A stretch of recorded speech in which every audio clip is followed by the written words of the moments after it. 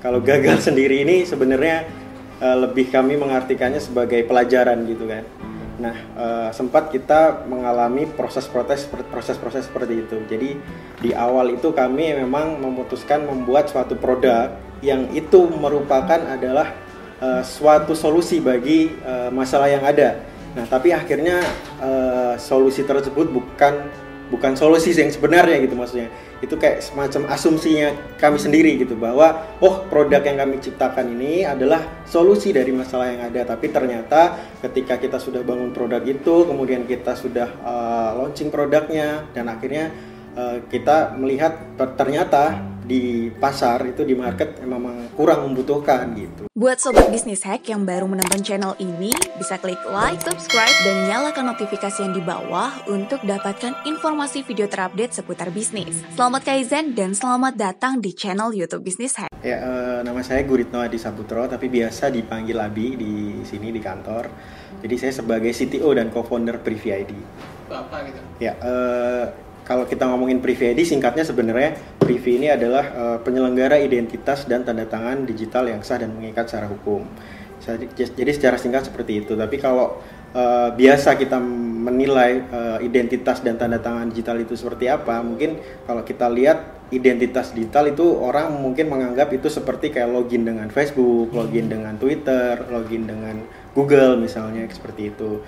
Kemudian kalau tanda tangan digital, nah orang mungkin lebih gampang menilai bahwa tanda tangan digital itulah tanda tangan ketika kita orat-orat di layar iPad, kemudian kita scan atau kita tempel ke dalam dokumen elektronik. Nah, jadi mungkin orang awam lebih biasa menilai bahwa identitas dan tanda tangan digital seperti itu. Wah, ini siapa begini? Orang nggak ada angin.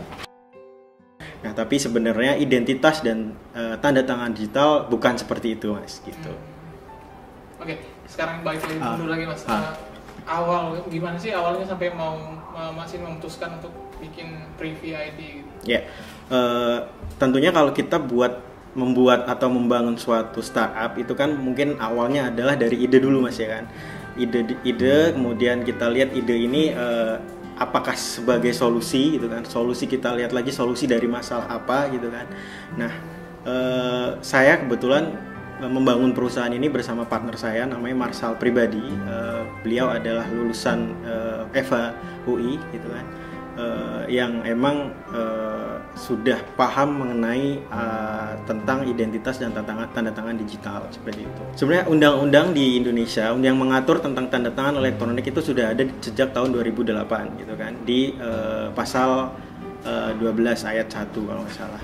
Nah, jadi Marshall ini sendiri itu sejak menjadi mahasiswa, dia melakukan penelitian bersama teman-temannya gitu kan, meneliti apakah di Indonesia ini sudah ada perusahaan yang memang memberikan layanan tanda tangan elektronik yang sah seperti dijelaskan di undang-undang tadi. Ternyata di tahun 2012, ya sudah 4 tahun dari terbentuknya undang-undang itu, belum ada satupun perusahaan yang memberikan layanan tanda tangan elektronik. Di akhir 2015 saya dan Marshall membangun Privy ID ini gitu. Nah, di awal mula kita membangun Privy ID ini itu bukan produk yang sekarang gitu kan, tapi kita sudah melewati masa-masa di mana kita merasakan kegagalan dalam membangun sebuah produk gitu. Siapa lagi, Mas, pertanyaannya? Oke. Itu sebelumnya udah sempat kerja nggak, atau emang dari sejak sekolah itu udah berbisnis gitu? Ya, kalau saya sebenarnya sudah bekerja sejak saya menjadi mahasiswa sebenarnya. Jadi waktu itu saya kuliah di salah satu kampus swasta di Jogja. Di semester 6 saya sudah kerja di salah satu perusahaan IT gitu. Jadi bertemu Marshall dalam kondisi emang kita masing-masing masih kerja di perusahaan masing-masing, yang akhirnya kita bertemu dan membangun perusahaan Privy ID ini gitu. Kenapa, Mas, mutusin buat pengen usaha sendiri? Ya, awalnya kan karena kita percaya bahwa awalnya bahwa ide yang kita ciptakan ini adalah solusi dari suatu masalah yang ada gitu kan. Misalnya dalam kasus sekarang kan sudah mulai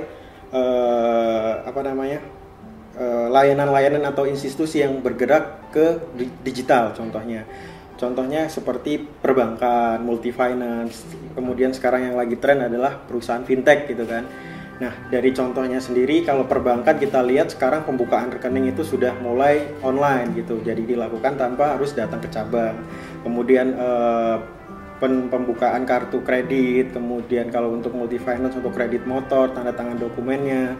Dan fintech sekarang juga banyak yang peer-to-peer lending, contohnya pinjam uang online gitu, itu kan sekarang sudah mulai dilakukan secara online tanpa tatap muka sekalipun gitu.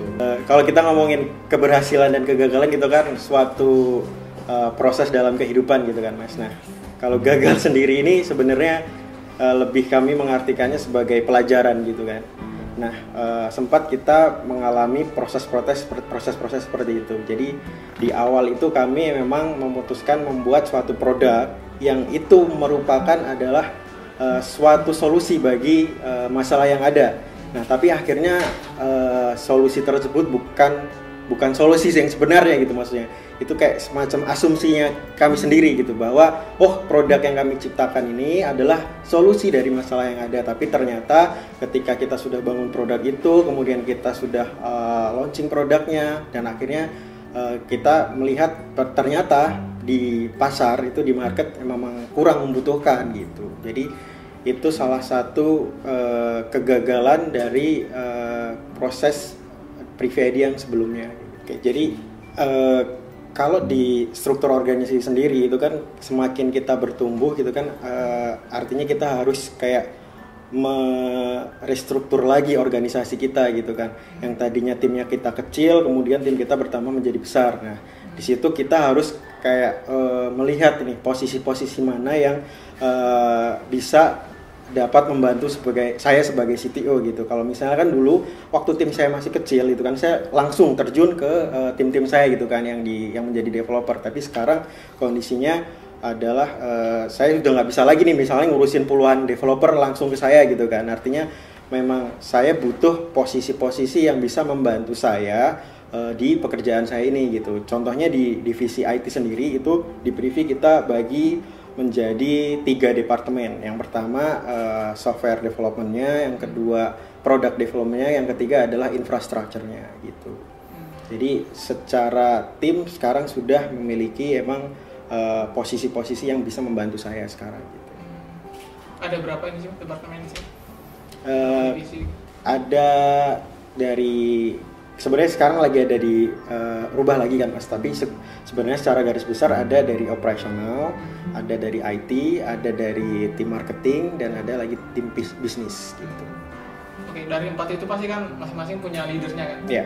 Nah, itu gimana sih Mas nentuin leader itu? Ya. Dari Mas di sini sendiri gimana cara? Apa yang harus dilihat dari seseorang itu biar dia bisa diangkat jadi leader gitu? Iya. Yang pasti tentunya adalah tanggung jawab ya Mas ya. Kalau kita lihat emang orang ini bertanggung jawab nggak atas kerjanya selama ini gitu kan. Terlepas dari dia loyal atau enggak gitu kan. Ketika memang tanggung jawabnya emang terpenuhi, ya mungkin kita bisa lihat langsung ke seberapa loyal dia di perusahaan ini kayak gitu. Tapi paling banyak yang menjadi leader-leader di sini itu memang sudah mengenal Privy dari awal gitu. Jadi memang sudah kayak nggak bisa diragukan lagi sih loyalitasnya terhadap perusahaan gitu.